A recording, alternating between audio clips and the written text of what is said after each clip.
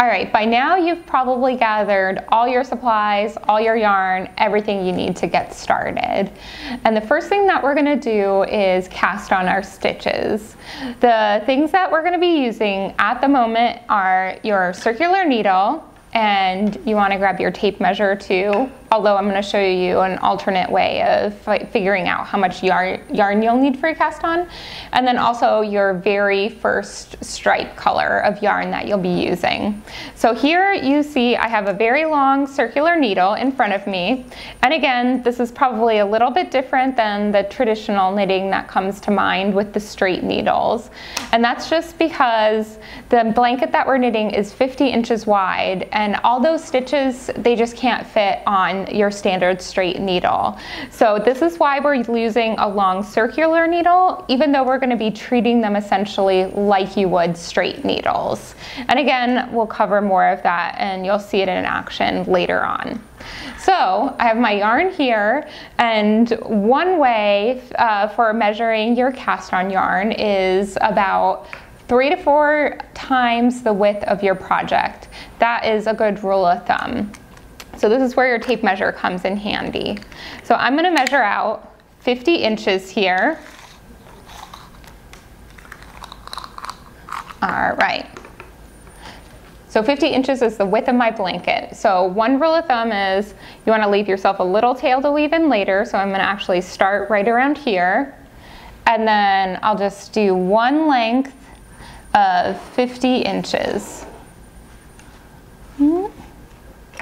All right, and then, like I said, you want to do that about 3 times, and that'll give you enough yarn for your cast on.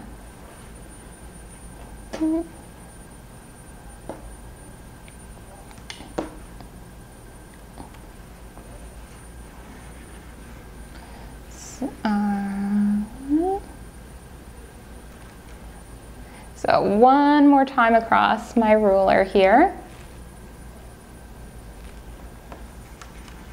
And it doesn't have to be really accurate, you just are getting kind of a ballpark measure of how much yarn you'll need.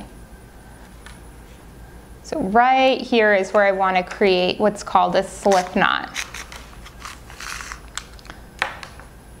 So on one end, you're going to have your yarn tail essentially. On the other side here, it's called your working yarn, and that's going to be the yarn that's coming from your entire ball of yarn.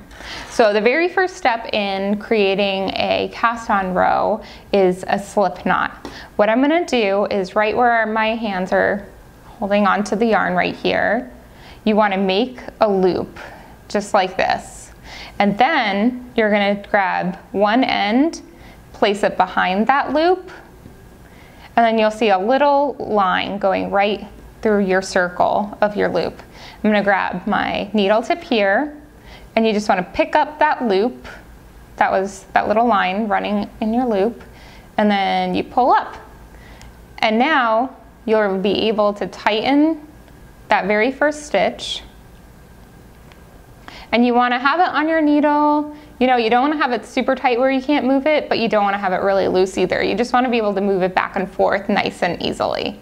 So that is how you're always going to start a cast on, is with a slip knot.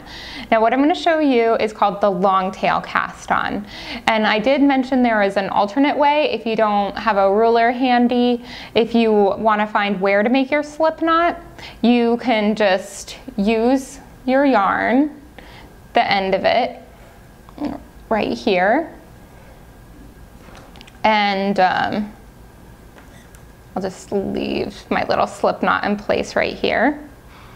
So say I was starting all over again, you would want to leave 6 to 8 inches or so, and then you just wrap your needle loosely for however many times it says to cast on. So for example, if my pattern said cast on 10 stitches, I would leave my little yarn tail. So I have 5 wraps around my needle here. So it goes 6, 7, 8, 9, 10. Right here, that's where you want to make your slip knot. So for example, with our blanket, it says to cast on 210 times.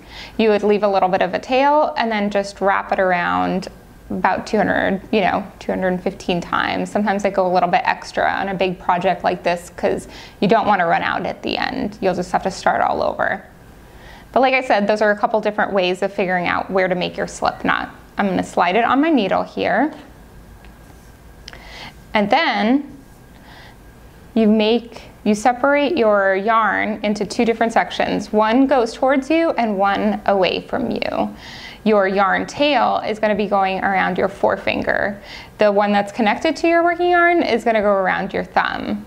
So you have this little triangle of space here, and I'm going to put my forefinger and my thumb right through the middle, and then I'm going to grab onto both yarn tails like so. So you get a little bit of a triangle shape here. The next step to casting on is I'm going to pull this towards me. Now what this does is you'll see it's a little space here and it kind of forms an X. I'm going to use my needle tip and you follow right up your thumb and you go through that space here.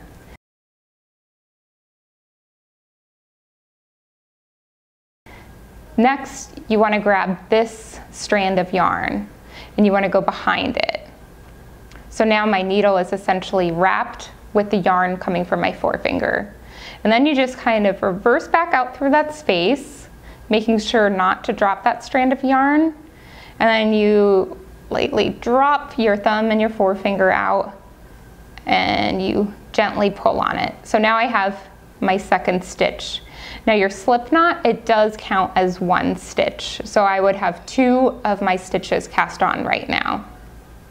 And then you just continue in that same manner.